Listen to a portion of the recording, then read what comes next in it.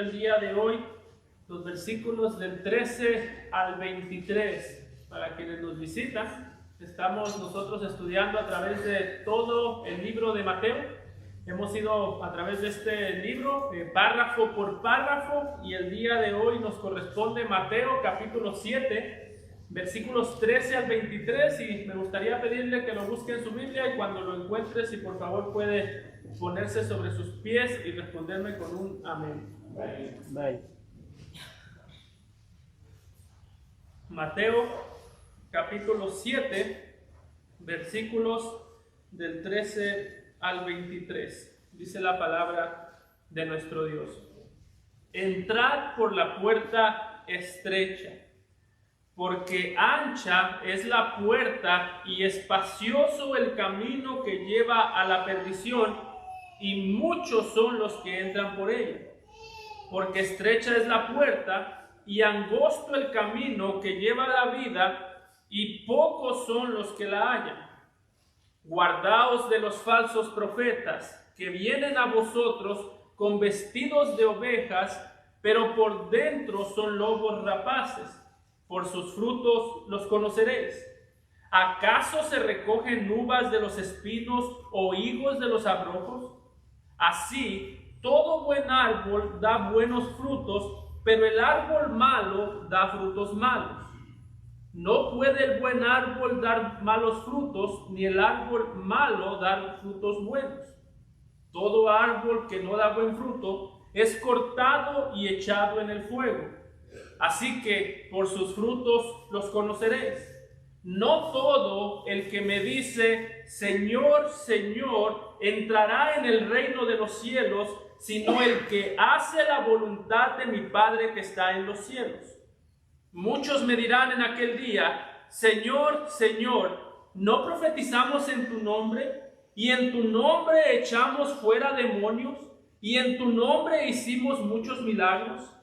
Y entonces les declararé, nunca os conocí, apartaos de mí, hacedores de maldad. Nuestro Padre, te damos gracias, Señor, por esta instrucción tan clara, por estas advertencias tan claras que tú has puesto ante nuestros ojos el día de hoy, a saber, Señor, que somos llamados a entrar por la puerta estrecha, Señor.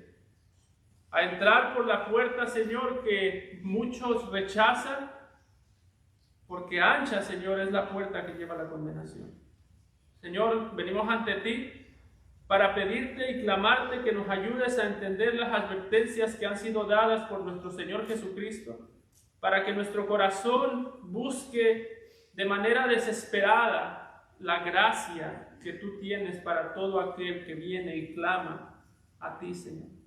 Ayúdanos a crecer en obediencia, ayúdanos a crecer, Señor, en conocimiento de quién eres tú.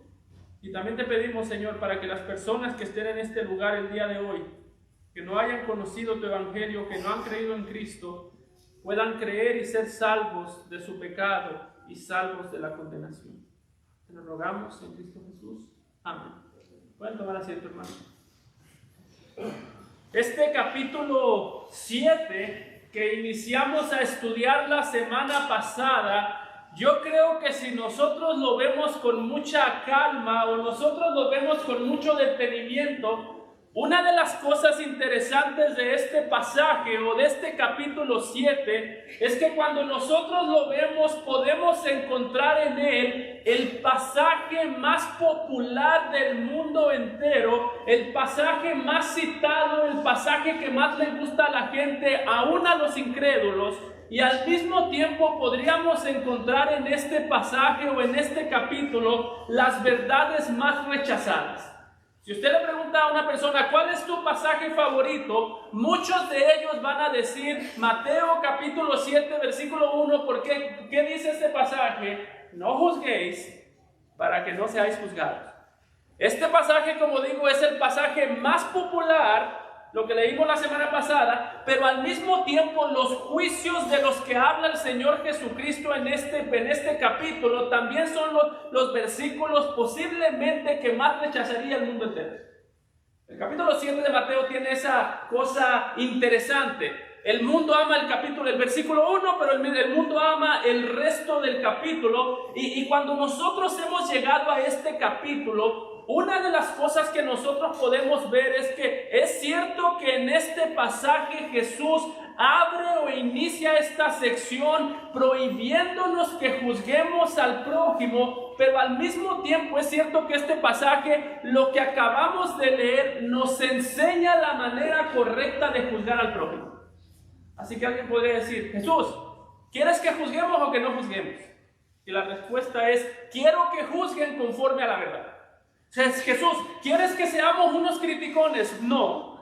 ¿Quieres que seamos unas personas que siempre traen una crítica destructiva, que siempre andan buscando a quién van a juzgar el día de mañana? ¿Quieres que andemos por el mundo desconfiando y juzgando de todo el mundo? Jesús diría no. Y si le preguntásemos: Jesús, ¿tú quieres que nosotros creamos todo lo que escuchemos? Jesús también diría no. Entonces, ¿cuál es el punto? El punto no es... Escúchame muy bien. El punto de este pasaje no es que los cristianos debemos aprender a guardar silencio cuando la verdad de Dios está siendo destruida. El punto no es que debemos guardar silencio cuando hay falsos maestros que vienen y nos enseñan mentiras. No, el punto de este pasaje es que como cristianos, la evidencia de que nosotros somos sabios es que sabemos escuchar, sabemos prestar atención a lo que la gente nos dice, sabemos discernir, sabemos analizar. Cuando es tiempo de callar, sabemos callar, y cuando es tiempo de hablar, no nos podemos callar. Ese es el punto. ¿Pecamos si hablamos de más? Sí. Pecamos si nos quedamos callados cuando hay un falso maestro enseñando falsas doctrinas. También dice el apóstol Juan en 1 de Juan capítulo 4 versículo 1: amados. Escuche muy bien cuál es la tarea suya y la mía el día de hoy. Amados, no creáis a todo espíritu, no creáis a todo hombre, sino probad. Y otra palabra que se podría traducir ahí es juzgar. Juzgad los espíritus si son de Dios, porque muchos falsos profetas han salido por el mundo. ¿Sí notan? El cristiano maduro no es el que dice: dime lo que quieras y yo no te juzgo. El cristiano maduro es el que dice: dime lo que quieras, sabiendo que después de que tú hables, yo voy a examinar tus palabras a la luz de la Biblia, y sabiendo que después de que yo te escuche a ti, yo voy a ver si lo que tú dices es correcto, y mi lealtad estará con la palabra de Dios, no con lo que tú dices en nombre de Dios. Esa es la característica. ¿Y sabe, hermano, por qué hago énfasis en esto? Porque el día de hoy, tristemente, el problema de la iglesia no es que existen falsos maestros dentro de ella. No es solamente eso. El problema más grande de la iglesia no es que los falsos maestros se han levantado, que hay falsas religiones, que dentro de la iglesia hay falsos pastores. El problema más grande de la iglesia, ¿sabe qué es? Que la iglesia por alguna razón ha caído en el pecado de enojarse más por el que señala el pecado que por el que lo comete. Si usted escucha algún día a algún pastor exponer a un falso maestro, lo primero que le dicen es: ¿y quién eres tú para juzgar? ¿Has escuchado eso? Si usted escucha a alguien exponer el pecado de su hermano y decir: lo que tú estás haciendo está mal, si usted escucha a alguien que dice esto y lo otro es pecado, la primera reacción de la iglesia siempre es decir: ¿y quién somos nosotros para juzgar? Suena espiritual, ¿no? Yo creo que si Juan el Bautista estuviese vivo el día de hoy, cuando fue a Herodes y le dijo: no es lícito que tú tengas a la esposa de tu hermano, los cristianos el día de hoy le hubiesen dicho: oye Juan, ¿y quién eres tú para estar juzgando a Herodes? ¿Conoces tú el corazón de Herodes? ¿Tú cómo sabes en las circunstancias que lo orillaron a tomar la mujer de su hermano? Si el día de hoy los apóstoles, el apóstol Juan estuviese vivo y se para detrás de muchas iglesias y dice: amados, no creáis a todo espíritu, más de un cristiano diría: ¿y tú quién eres, Juan, para estar juzgando al que enseña diferente a ti. Hermanos, la tristeza más grande de lo que sucede con la iglesia es eso. Es más defendido el que peca que el que señala el pecado. Oh, pastor, pero es que tenemos que ser misericordiosos. Sí, y la misericordia para nada hace que escondamos el pecado. Mira la misericordia del Señor Jesucristo. Mira la misericordia de Dios. ¿Cuál fue el precio de la misericordia? Castigar el pecado. ¿Cuál es? ¿Cómo luce la misericordia? Reconocemos, apuntamos, exhibimos y mostramos el pecado con gracia, pero no dejamos de ver lo que está mal.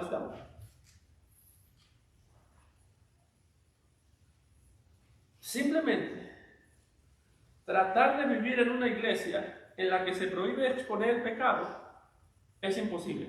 Y eso es a lo que quiero llegar con este sermón. Ser una iglesia que se queda callada cuando debería de hablar nos hace cómplices de la mentira. Ser una iglesia que no expone el pecado en nombre del amor y la misericordia nos hace una iglesia que sigue las falsas doctrinas de este mundo. Ese sentido de vida no funciona en ningún lado. Imagínense que el día de mañana su hijo le pega a su otro hijo. Su hijo comete un pecado y usted está a punto de castigarlo y su hijo le dice: mamá, no me juzgues para que no sea juzgado. Si esto fuera verdad, tendríamos que aplicarlo en todos lados. Si no podemos nosotros señalar el pecado de nadie, no debemos señalar el pecado de nuestros hijos. Y la próxima vez que usted le pegue o regañe a su hijo, usted está pecando, cosa que no es así, si lo hace de manera correcta. Pero hermanos, lo que quiero que veamos aquí es que el Señor Jesucristo no solamente nos dice que debemos juzgar con justo juicio, sino que en este pasaje nos dice la manera correcta en la que debemos juzgar. Así que escúcheme bien. No solamente Jesús nos dice que debemos juzgar, en estos versículos nos enseña la manera correcta en la que Él espera que sus discípulos juzguen el pecado que los rodea. Y note cómo inician los versículos 13 y 14. Debemos juzgar los falsos maestros, pero antes de juzgar los falsos maestros, debemos juzgar el camino por el que vamos caminando como cristianos. Dice en el versículo 13 y 14, entrad. Y si tiene pluma, subraye eso, eso es una orden. Entrad por la puerta estrecha, porque ancha es la puerta y espacioso el camino que lleva a la perdición, y muchos son los que entran por ella, porque estrecha es la puerta y angosto el camino que lleva a la vida, y pocos son los que la hallan. Si notamos, en este pasaje Jesús está haciendo un contraste o una comparación entre dos tipos de personas que van caminando por dos caminos bastante distintos.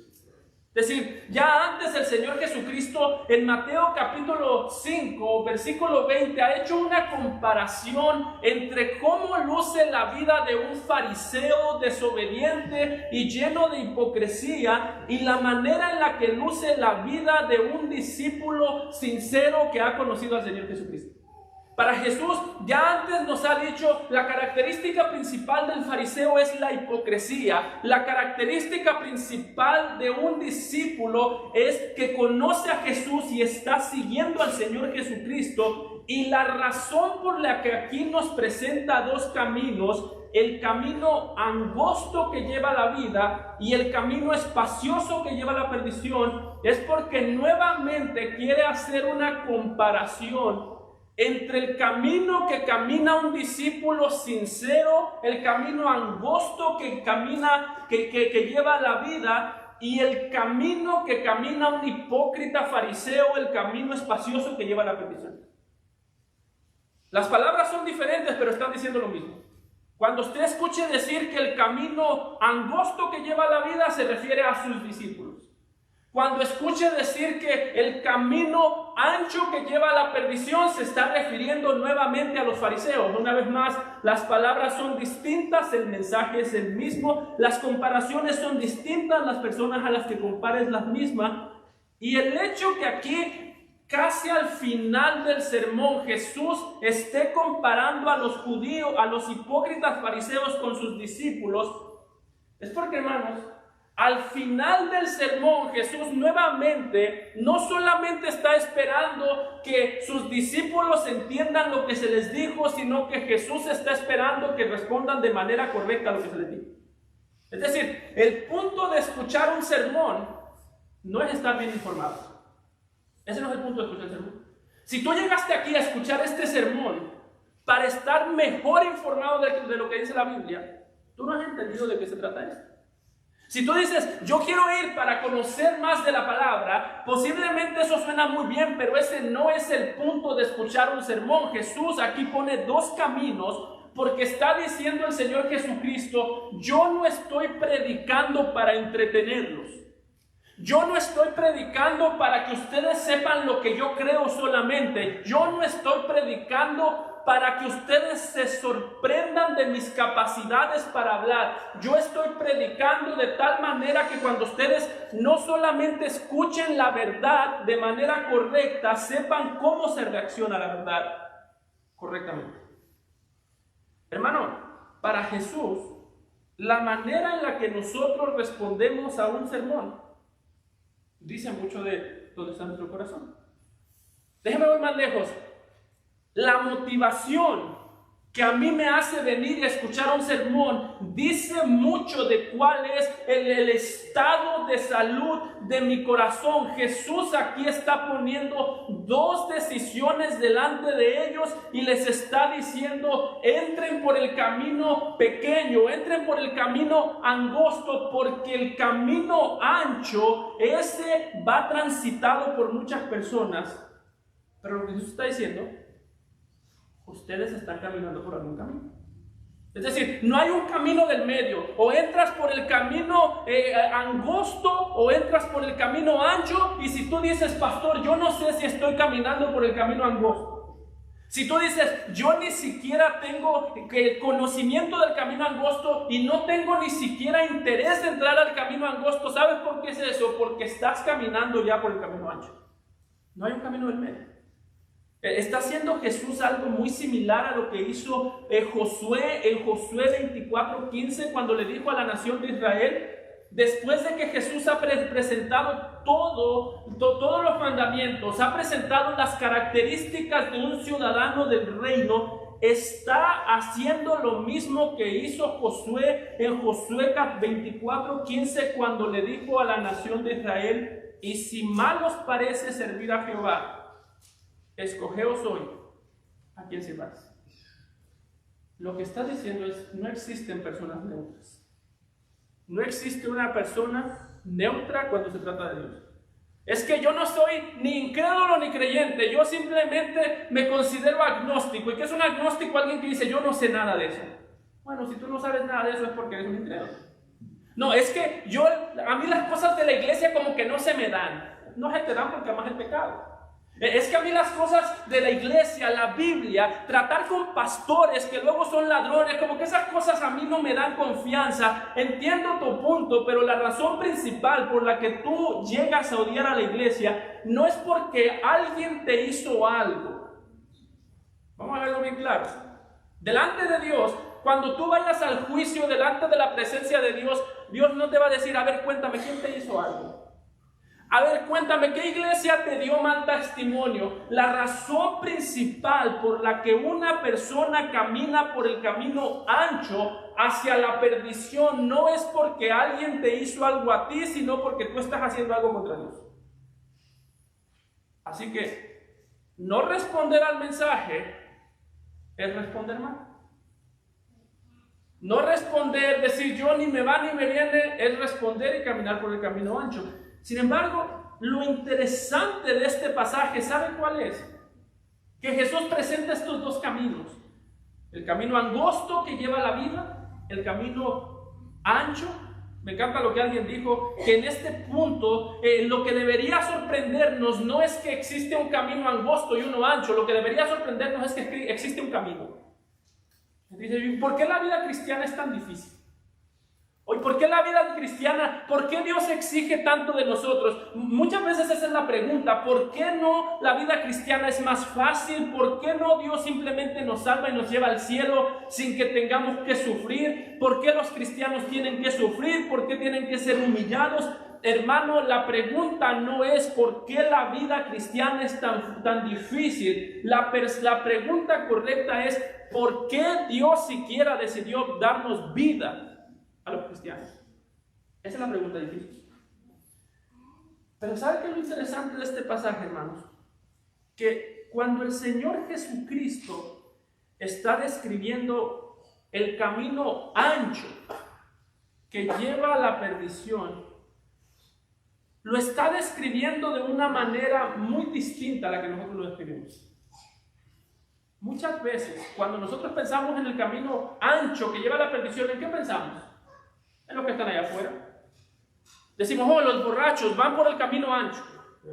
Los drogadictos van por el camino ancho. Los asesinos van por el camino ancho y que fácilmente van a perdición. El mundo y sus deleites van por el camino ancho. Y mi hermano, sí, todas las personas que pecan de esa manera tan evidente, ciertamente van por el camino ancho, pero el punto del Señor Jesucristo aquí no es ese. Recordemos que Jesús está haciendo una comparación entre sus discípulos y los fariseos. La característica de un fariseo que iba por el camino ancho no es que era un fariseo que llevaba una vida llena de libertinaje. No, de hecho, los fariseos nunca eran personas que vivían vidas desastrosas. Jesús mismo lo dice en Mateo 23:7. La característica de un fariseo que va por el camino ancho no es que llevaba una vida de desorden. ¿Cómo era la vida de los fariseos? Dice Jesús, ay de vosotros, escribas y fariseos, hipócritas. Y note cómo eran. Porque sois semejantes a sepulcros blanqueados que por fuera a la verdad se muestran hermosos. Jesús está diciendo, el problema de los fariseos que van por el camino ancho no es que llevaban vidas desordenadas. No, de hecho, no existía una sola persona que podía decir que un israelita llevaba una vida desordenada. No existía una sola persona que pudiese decir que un israelita que un fariseo era borracho. No existía un solo israelita que pudiese decir que un fariseo era drogadicto, que era mujeriego, que tenía una vida llena de desastre. Jesús está diciendo, muchas veces, la característica principal de una persona que va por el camino ancho es que es admirado por el mundo, es reconocido por su disciplina, de manera exterior hace todas las cosas que Dios le manda. Su problema no es que sea indisciplinado en el exterior, su problema es que ama el pecado en el interior. Si nosotros tuviésemos el día de hoy a un fariseo aquí, hermanos, la tendencia de nosotros no sería sentarlo allá que escuche, sería oírlo a predicar.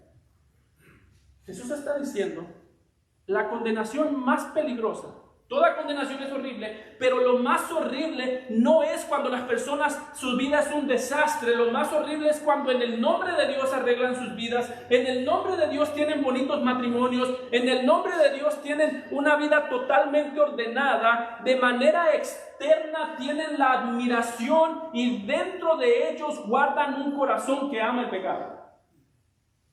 ¿Sabe usted cuál es lo peligroso de andar por el camino ancho? Que el camino ancho es el más admirado.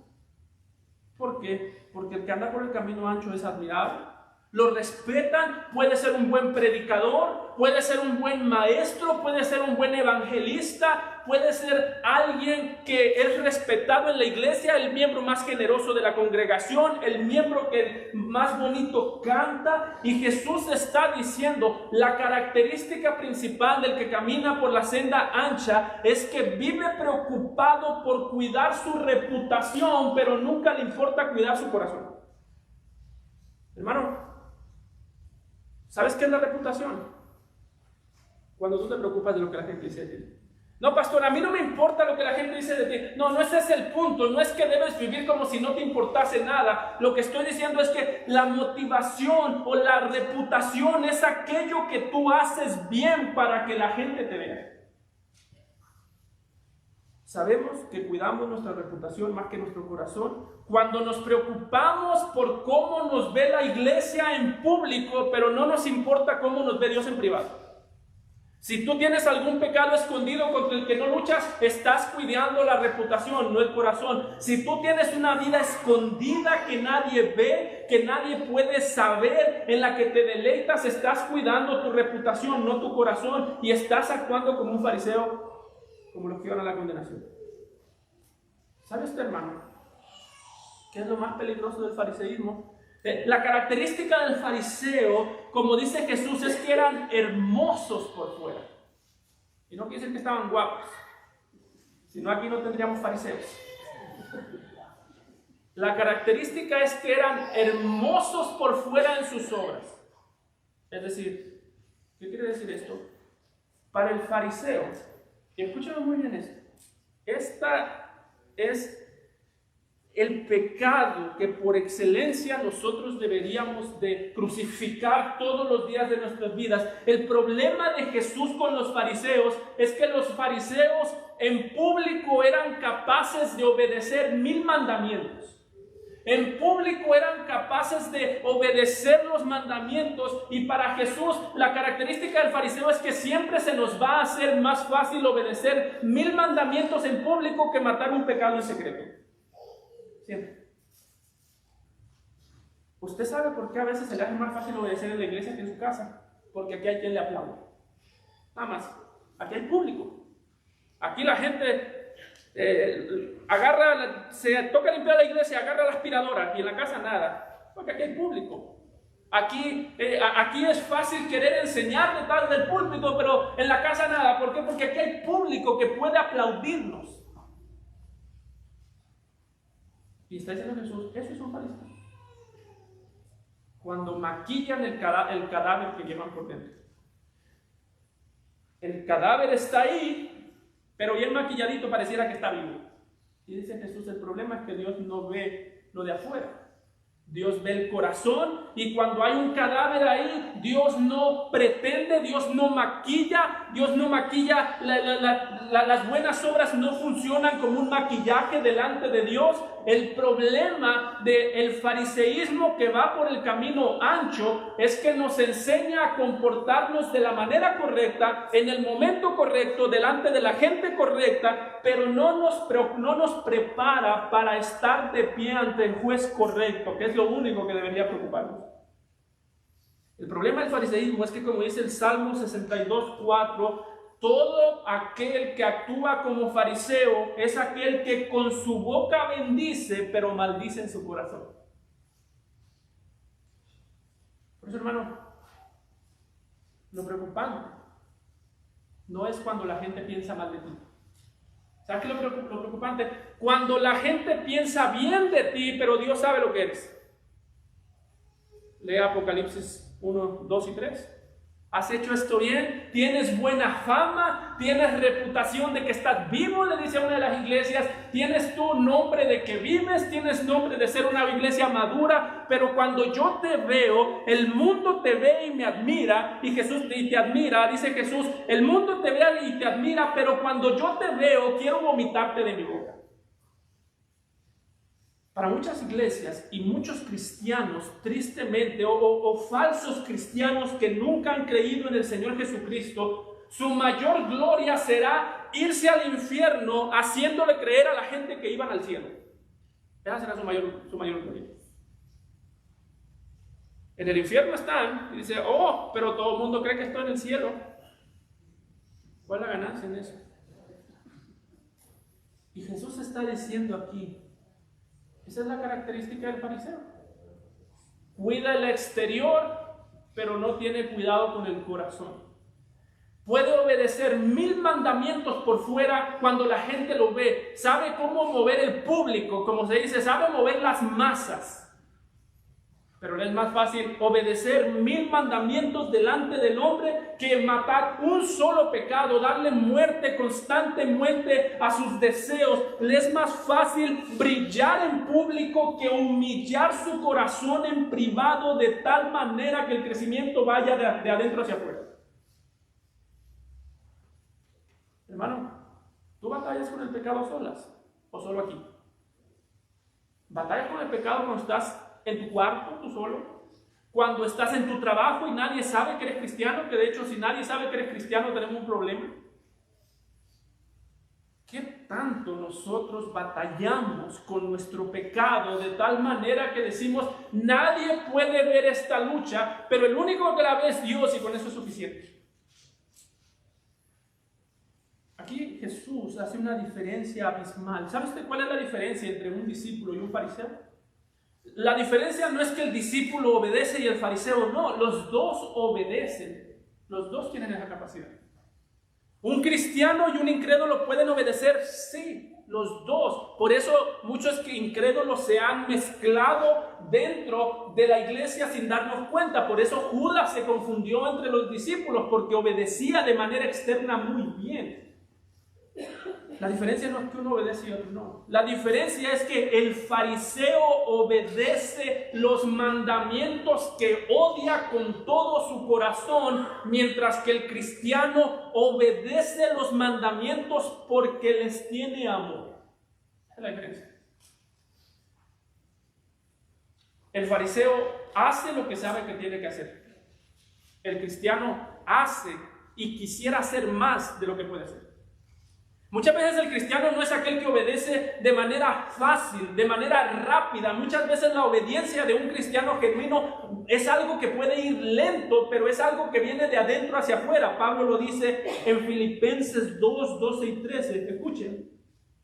Ocupaos en vuestra salvación con temor y temblor.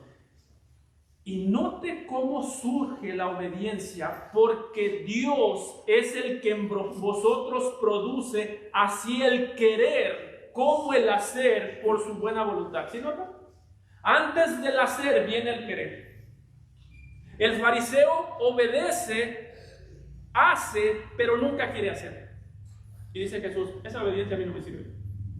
El fariseo obedece las verdades que conoce porque las conoce. El cristiano obedece los mandamientos porque quiere obedecerlos.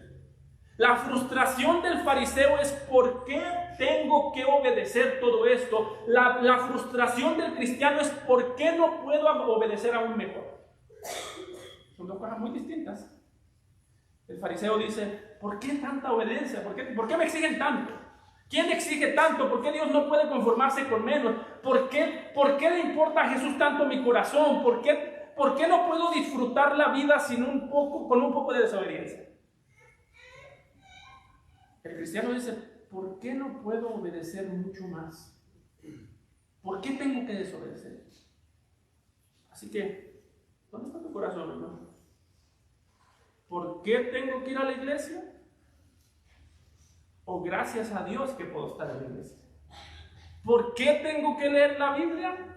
O gracias a Dios que me habla a través de su palabra. ¿Por qué tengo que conocer más? O Señor, ¿por qué no puedo conocer más? ¿Dónde está la frustración? Porque una cosa más preocupante que yo he visto es cuando el cristiano dice, eso está mal, eso no lo debo hacer, eso es pecado, y pastor, ¿y por qué no? Hermano, ¿qué te importa? ¿Por qué no? El mandamiento está claro, porque Dios dice, porque el creador del universo lo dice. Si eso no te es suficiente, entonces posiblemente tienes el corazón de un fariseo. ¿Y por qué tenemos que hacer? ¿Por qué tenemos que predicar el evangelio? Porque Dios dijo. ¿Quieres otra razón? ¿Por qué tenemos que hacer esto? ¿Por qué tengo que amar? ¿Por qué tengo que perdonar? El por qué se vuelve algo que dice, pastor, yo sé lo que tengo que hacer, pero necesito que tú me des una razón para no hacerlo. Hermano, nunca va a recibir de mi parte. Jesús aquí es claro. El fariseo por fuera puede hacer toda la obediencia, pero por dentro odia lo que está haciendo. Como cristianos, nosotros, hermanos, no obedecemos porque conocemos la verdad. Obedecemos porque amamos la verdad. Sus mandamientos no son cargosos, dice Juan en 1 de Juan, capítulo 5, versículo 2. Nosotros no obedecemos porque conocemos, sino porque amamos, no obedecemos porque sabemos lo que está bien, sino porque amamos la verdad. Fue Jesús en el que Juan 14:6 dijo: yo soy el camino, la verdad y la vida. Amar la verdad es amar a Jesús. Y fue Jesús en el que en Juan 14:15 dijo: si me amáis, guardad mis mandamientos.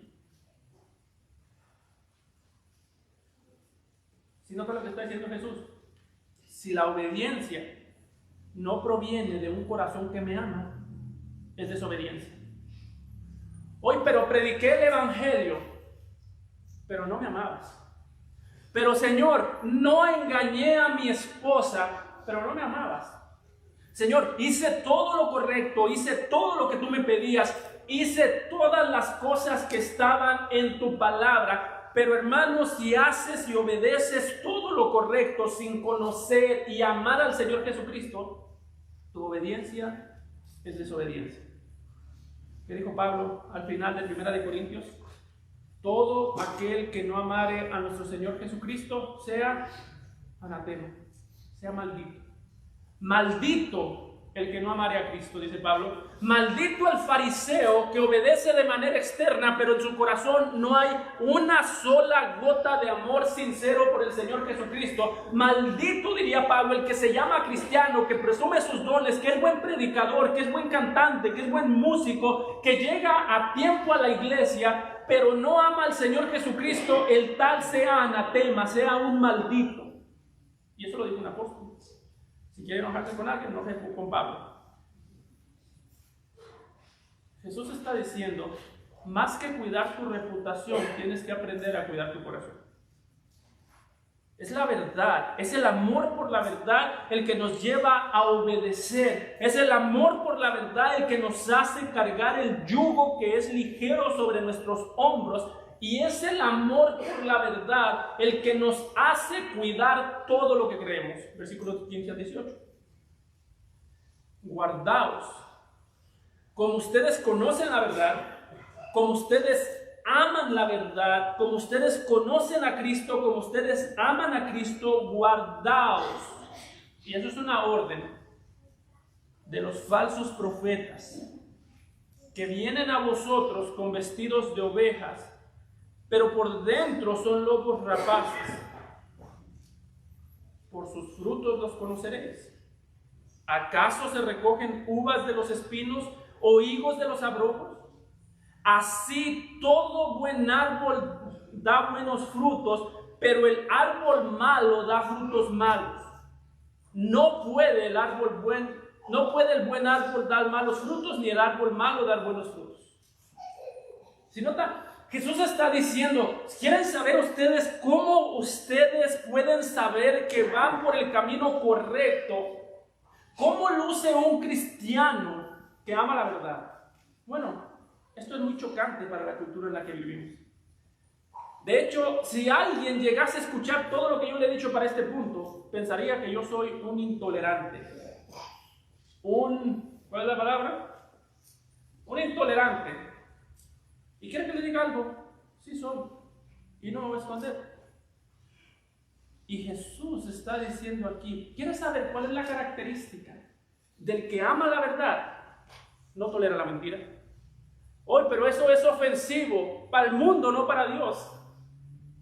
¿Quieres saber cuál es la evidencia, cuál es la característica, a diferencia de lo que el mundo dice? El cristiano amoroso no es aquel que se queda callado cuando escucha cualquier cosa. El cristiano amoroso que ama la verdad es aquel que examina y reconoce lo que debe ser creído y reconoce lo que debe ser rechazado por amor a la verdad. Hermano, que alguien hable en nombre de Dios no quiere decir que está hablando de parte de Dios. Jesús mismo lo va a decir más adelante. Se levantarán muchos en mi nombre.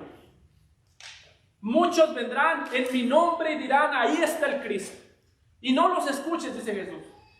Que alguien hable en el nombre de Cristo no quiere decir que está hablando de parte de Cristo. Y nosotros creemos la verdad que viene de parte de Dios, no al que habla en nombre de Dios. Cualquiera puede hablar en nombre de Dios. Cualquiera puede decir que tiene un mensaje de Dios. Cualquiera puede decir que es un pastor aprobado por Dios. Por eso es que Pablo le dijo a Timoteo, procura con diligencia presentarte ante ti como delante de Dios como un obrero que no tiene nada de qué avergonzarse, que traza bien la palabra de verdad. Pablo dijo a Timoteo, Timoteo, ¿tú quieres ser pastor, Timoteo? ¿Quieres ser líder de una iglesia? Bueno, prepárate para ser juzgado. Y cuando te estén juzgando no digas, mira Pablo, la iglesia cómo juzga. No, Timoteo, eso es lo que la iglesia tiene que hacer. No te preocupes cuando la iglesia juzga, preocúpate cuando la iglesia se quede callada porque no tienen la sabiduría para guardarse de un falso profeta. Por tanto, la peor iglesia no es la que reconoce el error y lo saca. La peor iglesia es la que reconoce el error y se queda callada. Así que, hermano, guardaos. ¿Cómo se hace eso? Cuando vienes a la iglesia, vienes preparado para escuchar. Vienes pensando en escuchar. Como pastor, ¿sabes cuál es una de las ofensas que yo más me duele? Vamos a confesarnos. Cuando alguien me dice a mí, pastor, yo no entiendo eso, pero si usted lo dice, eso es verdad. Digo, ¿de verdad que estoy haciendo tan pésimo trabajo para que la gente crea en mi palabra sin ni siquiera querer verificar la escritura? No, pastor, con que usted lo diga yo lo creo. No, hermano, eso no es un halago, eso es una ofensa. Yo entiendo que el punto, yo entiendo que se trata como halago, pero la meta de Pablo no era créanlo porque yo lo digo. La meta de Jesús, inclusive cuando habló, él dijo, escudriñad las escrituras. Vean las escrituras. Lo que yo digo, yo no lo digo de mi parte, lo digo de aquel que me ha enviado. Jesús mismo, cuando quería mostrar que sus palabras eran verdad, decía, vean las escrituras. Y decirle a un pastor, yo lo creo porque tú lo dices, eso es lo más cerca que vamos a llegar a la idolatría de un hombre. En esto es donde la iglesia se pone difícil. ¿Sabe por qué? Porque si usted examina lo que yo digo, va a llegar el día que usted me va a ofender. Si usted examina lo que yo digo y encuentra algo que yo dije que está mal y usted me lo trae, yo no voy a decir, ay hermano, gracias, qué bonito se siente. Dentro de mí va a estar muriendo. Es inevitable que muchas veces ofendamos a alguien si vamos a examinar lo que dice, si vamos a examinar lo que hace. ¿Qué le dijo Pablo a Timoteo nuevamente? Nadie tenga en poco tu juventud, sino sé ejemplo en palabra y conducta.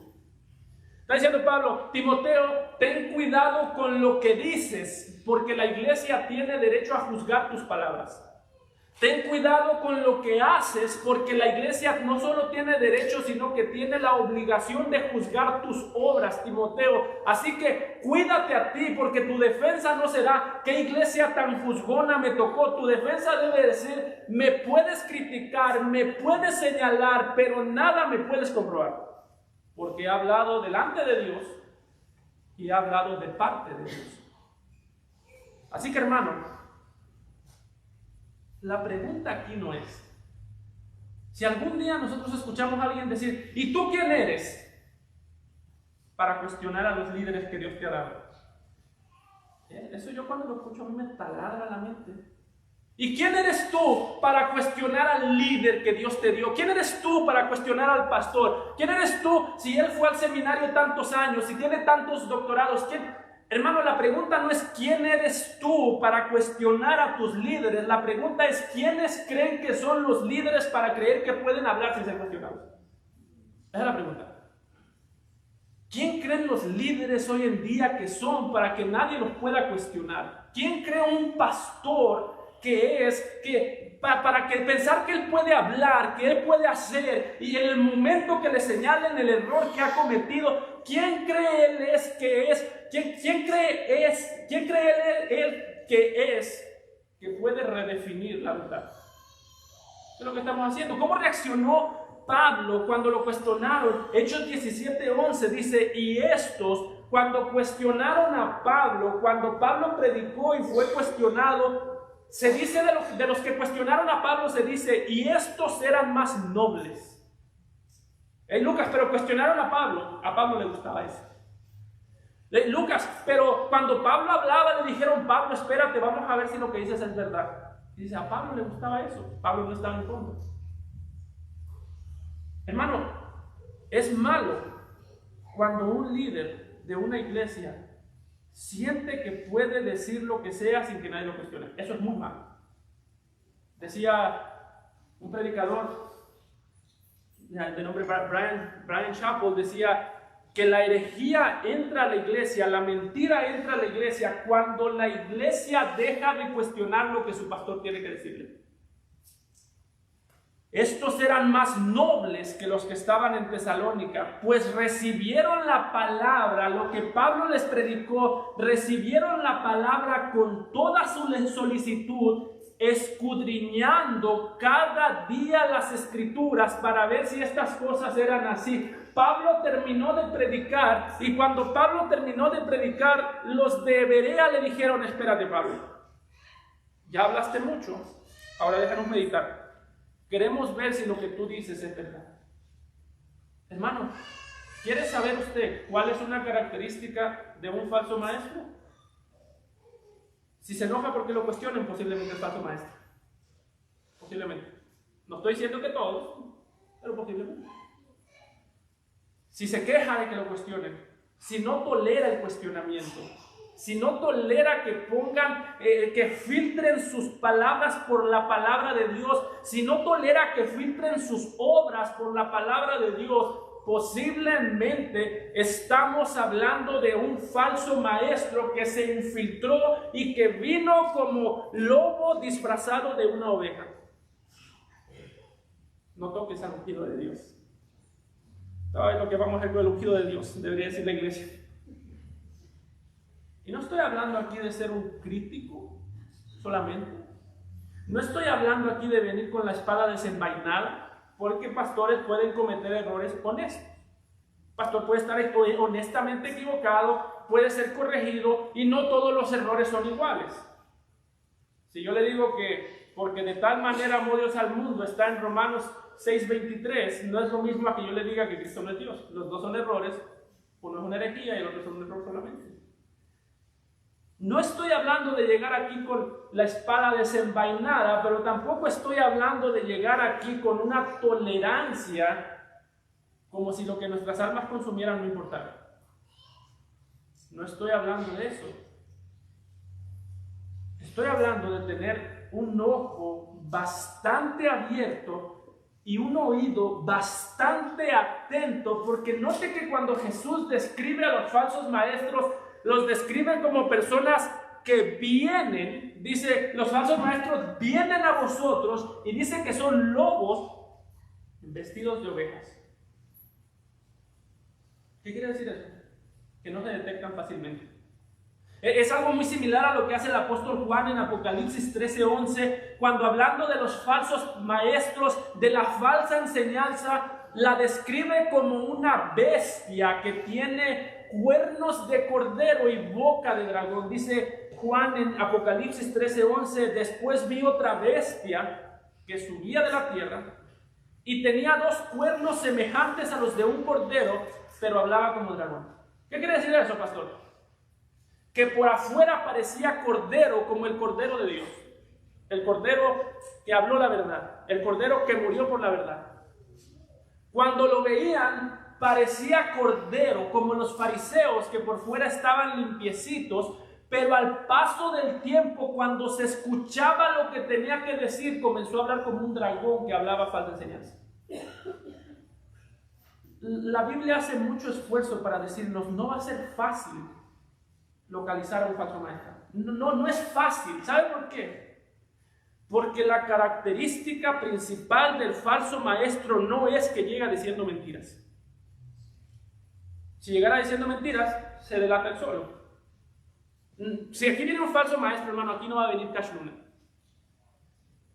Y si viene, ustedes lo van a sacar. Quiero pensar. Aquí no va a venir Maldonado.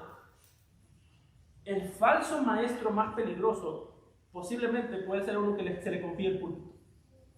Posiblemente puede ser uno que se reciba como miembro, que se tenga como líder, que se le encarguen cosas importantes, que se le tenga confianza. El falso maestro puede ser a uno al que tú le cuentes los secretos más escondidos de tu vida. Jesús está diciendo, una cosa que es difícil con los falsos maestros es que los falsos maestros, al igual que Satanás en Génesis 3, son personas que con mucha astucia utilizan la verdad para promover la mentira. El falso maestro no llega diciendo mentiras. Satanás no llegó diciendo mentiras a Eva, con que Dios os ha dicho. Sí, Dios lo dijo. Conoceréis el bien y el mal. Sí lo conocieron, el problema es que ahora no nos podemos librar del mal. La característica del falso maestro es experto en utilizar un poco de verdad para promover la mentira. Y Jesús dice, son lobos disfrazados de ovejas y están muy bien disfrazados, no se encuentran tan fácilmente. Por eso lo que va a sacarlos a la luz es la atención que la iglesia ponga y el tiempo. Por eso, hermano, si algún día usted tiene que juzgar si su pastor le está diciendo la verdad o no, el tiempo que el pastor pasó aquí detrás del púlpito no es algo que ayude a favorecer al pastor. Es que el pastor nos ha servido por 5 años, ¿cómo va a ser falso maestro? Toma tiempo.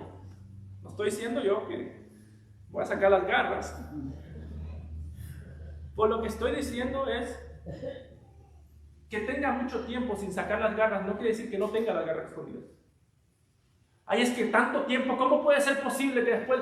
Es posible, y Jesús está diciendo, tengan cuidado porque saben esconderse muy bien, se disfrazan de ovejas cuando en realidad son lobos. Y por eso, ¿qué dicen los versículos del 17 al 20? Por sus frutos los conoceréis. El buen árbol no da un mal fruto y el mal árbol no da un buen fruto. Eventualmente el fruto del falso maestro sale a la luz. El pecado sale a la luz, y cuando el pecado sale a la luz, lo peor que podemos hacer nosotros es minimizarlo. Si Dios lo está sacando a la luz, tú no lo vuelvas a esconder. Dice Jesús, el fruto. Ahora, ¿cuál es ese fruto? Yo creo que aquí está la pregunta clave. Y los comentaristas no se ponen de acuerdo. Y yo tampoco me puse de acuerdo con los comentaristas. Así que le voy a decir lo que yo entiendo que es el fruto del que está hablando. Desde mi punto de vista, otras personas tienen otra opinión. Pero este es mi punto de vista. El fruto no necesariamente es una vida desordenada. No quiere decir, si anda de borracho es falso maestro. No, si anda allá no le voy a creer nada de lo que me diga. El fruto no necesariamente son sus obras. Las obras son fruto también, pero no creo que aquí está hablando de eso, porque acaba de decir que se disfrazan y nadie se disfraza con malas obras. Muchos falsos maestros por fuera tienen obras muy buenas. Los mormones ni siquiera toman café. Yo me tomo un café en la mañana, así que ya ellos tienen mejores obras que yo.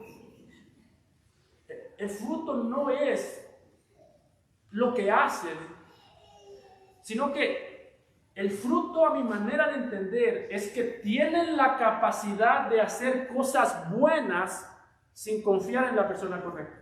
Es decir, la característica principal del fariseo, la característica principal del falso maestro, es que él tiene la necesidad de hacer muchas cosas buenas, no para promover la gloria del Señor Jesucristo, sino para promover su propia gloria.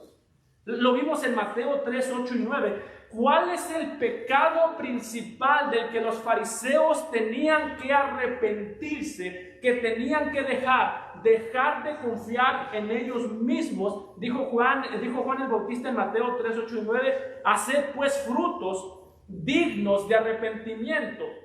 ¿Y cuál es ese fruto? Y no penséis decir dentro de vosotros mismos, a Abraham tenemos por padre. Está diciendo Juan el Bautista, la característica principal, el fruto principal de un verdadero maestro es que tiene mucho más que decir y confiar en Jesús que en él mismo.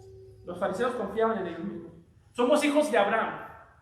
Somos israelitas, somos el pueblo escogido. ¿Cómo Dios no nos va a amar? Pero Jesús, Mateo lo que está diciendo es, la característica principal de un falso maestro es que tiene mucha confianza en sí mismo y muy poco que decir acerca de la confianza en Cristo. Por eso el falso maestro no llega a decir, hermanos, divórciense. ¿Sabes qué dice el falso maestro muchas veces? No, yo he hecho tantos viajes misioneros. Una vez había un endemoniado y yo le saqué el demonio. Una vez había un matrimonio y llegué yo. El falso maestro dice, todo en el mundo está mal, gracias a Dios que me tienen a mí. Yo lo voy a arreglar. El falso maestro es el héroe de su propia historia. Es falso. Que va a decir algunas cosas que son ciertas, sí. Que se va a hacer el simpático para caerle bien a la gente también, que le va a caer bien a la gente también, pero cuando usted lo escucha, usted sabe más de él que del Salvador al que supuestamente predica. No es que ofenden a Cristo porque hablan en contra de él. ¿Sabe por qué lo ofenden? Porque no hablan de él. Así que, desde mi punto de vista, como igual que hay otras opiniones, la característica principal del falso maestro es que tiene mucho que decir de sí y nada que decir del Salvador. Y creo que esto es el punto de Jesús. No todo el que me dice Señor, Señor entrará en el reino de los cielos, sino el que hace la voluntad de mi Padre que está en los cielos. Muchos me dirán en aquel día, Señor, Señor. ¿Qué le dirán? No profetizamos, Señor, pero yo hice. No profetizamos en tu nombre, y en tu nombre echamos fuera demonios, y en tu nombre hicimos muchos milagros, y entonces les declararé, nunca os conocí, apartaos de mí, hacedores de maldad. Si nota, Jesús dice, el problema de estos falsos maestros no es que se portaron mal. Profetizaron, los apóstoles también profetizaron. Echaron fuera demonios, los apóstoles también echaron fuera demonios. Hicieron milagros, los apóstoles también. Entonces, ¿cuál fue el problema, Señor? ¿Cuál es el problema con ellos? Hicieron lo mismo que hacen todos los apóstoles. Tienen mucho que decir acerca de lo que ellos hicieron por mí, pero nada que decir de lo que yo hice por ellos. Por eso, cuando usted escucha a un pastor que se jacta de todo lo que ha hecho por Dios, cuídese. Ese puede ser un lobo vestido de oveja, que está atrás del púlpito no para que Cristo sea visto, sino para él ser visto en nombre de Cristo. Alguien decía que el orgullo es como Zaqueo. Se sube a un árbol no para ver a Cristo, sino para ser visto. Hermano, no confíes en lo que tú haces por Cristo. Tú tienes que obedecer a Cristo, tú tienes que perder tu vida por Cristo, tú tienes que servirlo, tienes que tomar tu cruz, tienes que amarlo, tienes que predicar su evangelio, tienes que seguirlo a donde sea que Él te lleve. Si es necesario, tienes que morir por causa de su nombre, pero al fin y al cabo llegar ante su presencia y decir, yo estoy aquí no por lo que hice por ti, sino por lo que tú hiciste por mí. No tengo nada que presumir y mucho que agradecer. El problema, dice Jesús, no todo aquel que me dice Señor, Señor entrará en el reino. ¿Cuál fue el problema de estos falsos maestros? Que con sus labios dijeron Señor, Señor. Pero hermano, nosotros no somos salvos por saber que Jesús es el Señor. No somos salvos ni siquiera por decir que Jesús es el Señor. Nosotros somos salvos. Yo no soy salvo porque yo digo que yo creo en Cristo. ¿Sabe por qué yo soy salvo? No porque yo digo que yo creo en Cristo, sino porque yo creo en Cristo. Ellos en sus labios tenían las palabras correctas, pero en su corazón no había vida. ¿Cuál es la característica o cuál es la evidencia de que somos salvos, de que hemos conocido el Evangelio? Que si confesares con tu boca que Jesús es el Señor, eso lo hicieron bien, y creyeres en tu corazón que Dios le levantó de los muertos, serás salvo. Dice Pablo, una confesión de la doctrina correcta sin un corazón del conocimiento correcto y la fe correcta en el Salvador correcto es una condenación. Por eso, si tú estás aquí y no has creído en Cristo, cree con todo tu corazón y confiesa con tus labios que Él es el Señor. Cree en tu corazón para poder confesar con tus labios y serás salvo. Vamos a ver. Amado Padre, te damos gracias, Señor, por estas advertencias que nos has dado. Y Señor, por llamarnos a guardarnos de los falsos maestros. Ayúdanos, Padre amado, en Cristo Jesús.